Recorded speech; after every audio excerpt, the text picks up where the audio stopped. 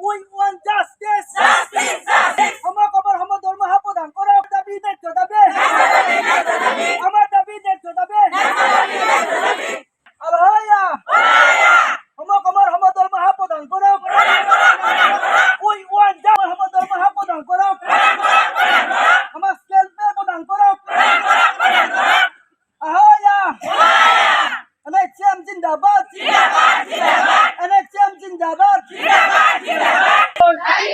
হয় আমি বৰ্তমান উপস্থিত আছো বাক্সা জিলাৰ হাউদৰ ভিতৰত আৰু হাউদৰ ভিতৰত এয়া প্ৰাথমিক স্বাস্থ্য কেন্দ্ৰটো স্বাস্থ্যকৰ্মীসকলে প্ৰতিবাদ কৰা পৰিলক্ষিত হৈছে। তেওঁলোকৰ বিভিন্ন সমস্যা সমাধানৰ দাবী তেনেদৰে প্ৰতিবাদ সাব্যস্ত কৰা দেখা গৈছে। আমি ন্যায় বিচাৰোঁ, সমকামৰ সমদৰমহা প্ৰদান কৰক, তেনেদৰে বিভিন্ন প্লে কাৰ্ড লৈ তেওঁলোকে আচলতে এক উত্তাল পৰিৱেশৰ সূচনা কৰিছে। সদৌ অসম স্বাস্থ্য কাৰিকৰী কল্যাণ সংস্থা NHM উদ্যোগত এনেদৰে প্ৰতিবাদী কাৰ্যসূচী ৰূপায়ণ কৰা দেখা গৈছে। আমি কথা পাতিবলৈ যত্ন কৰিম। তিনিটা দিন ধৰি আপোনালোকে এনেদৰে প্ৰতিবাদ কৰিছে, কি দাবীসমূহ বিচাৰিছে আপোনালোকে? আমাৰ মুখ্য দাবীসমূহ হ'ল যে আমাৰ NHM যিখিনি কৰ্মচাৰী আছে তেখেতসকলৰ চাকৰি নিয়মীকৰণ কৰিব লাগে।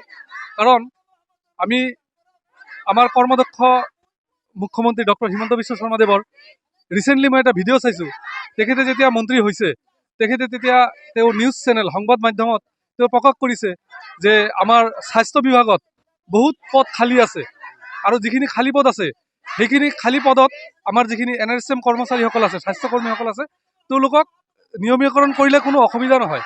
এইটো তেখেতৰ মন্তব্য, আমাৰ কৰ্মদক্ষ মুখ্যমন্ত্ৰী হিমন্ত বিশ্ব শৰ্মাৰ মন্তব্য।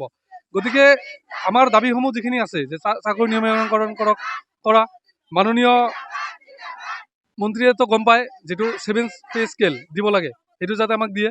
আমি সমকামৰ সমদৰমহা আমাক লাগে। গতিকে আমাৰ এটা ভাগ্য ভাল যে আমি কৰ্মদক্ষ মুখ্যমন্ত্ৰী হিমন্ত বিশ্ব শৰ্মাক পাইছোঁ। গতিকে তেখেতৰ কৰ্মদক্ষতাৰ বিষয়ে সকলোৱে জানে আৰু তেখেতে আমাৰ এই দাবীসমূহ মানি ল'ব। কিন্তু কিয় যে মানি লোৱা নাই গম পোৱা নাই। গতিকে আমি এই সংবাদ মাধ্যমেদি তেখেতক আমি জনাইছোঁ, তেখেতে যাতে আমাক মাহীয়েকৰ চকুৰে নাচায়, তেখেতে আমাক মাকৰ চকুৰে চাওক। কাৰণ আমি যিখিনি ৰেগুলাৰ কৰ্মচাৰী আৰু আমাৰ NHM কৰ্মচাৰী, যিটো আমাৰ ডিউটি চিডিউল, আমি ৰাতিপুৱা 8 বজাত আহোঁ, OPD আমাৰ 2টালৈকে চলে। আমাৰ NHM কৰ্মীয়ে কেতিয়াও 12টাত গুচি নাযায়। যদি নাইট ডিউটি থাকে আধা ৰাতি আমি গুচি নাযাওঁ। ৰেগুলাৰখিনিয়ে যিখিনি ডিউটি কৰে আমি একেই ডিউটি কৰোঁ। আমি আমি একে কাম কৰোঁ। গতিকে তেওঁলোকৰ দৰমহা যদি 100% হয়, আমাৰ কিয় 30% দৰমহা? আমিতো ডিউটি এৰি আমি 12টা বজাত 11টা বজাত আমি গুচি নাযাওঁ। আমি 2টালৈকে OPD কৰোঁ, 7টালৈকে ইভিনিং ডিউটি কৰোঁ, ৰাতিপুৱা 8টালৈকে আমি নাইট ডিউটি কৰোঁ।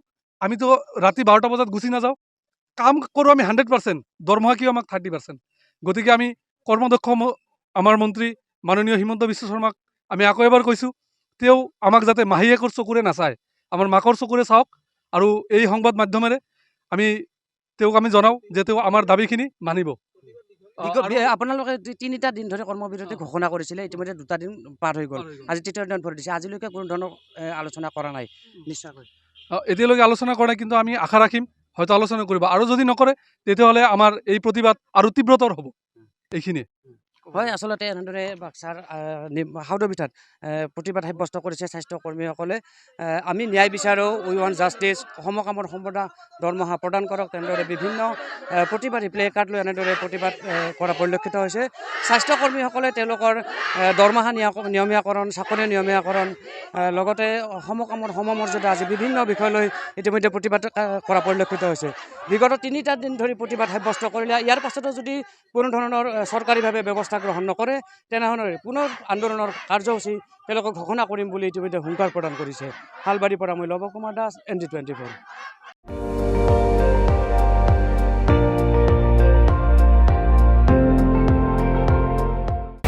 আপুনি চাই আছে ND24, সৰ্বশ্ৰেষ্ঠ নহয় সৰ্বোত্তমৰ দৌৰত।